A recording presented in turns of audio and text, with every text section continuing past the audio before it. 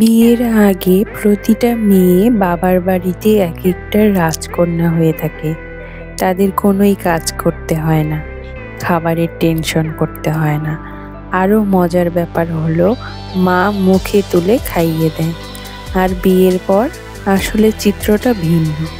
নিজের একটা সংসার হয়, প্রতিদিন নিয়ম করে কাজ করতে হয়, রান্না করতে হয়, আবার একবেলা নয় কয়েকবার রান্না করতে হয়।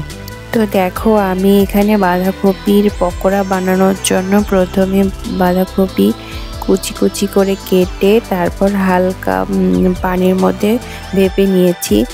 তারপর সেটা পানি ঝরিয়ে পানিটা চিপে চিপে ফেলে তারপর এখানে পেঁয়াজ কুচি, লবণ, মরিচের গুঁড়ো, হলুদের গুঁড়ো আর একটা ডিম আর হচ্ছে চালের আটা দিচ্ছি।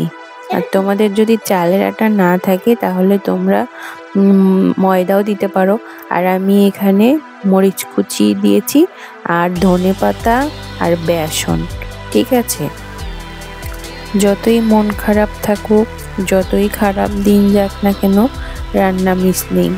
প্রতিদিন রান্না করতেই হয়, কারণ যাই কিছু খাই না কেন ভাত ছাড়া রাতে ঘুম আসে না আমার। দিন শেষে ভাত না খেলে যেন ঘুমই আসে না। তো তাই তো প্রতিদিন রান্না করতেই হবে।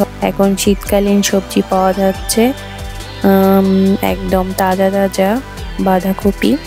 তো বাঁধাকপির আমি পকোড়া বানাবো, এর জন্য আমি সব কিছু রেডি করে নিয়েছি।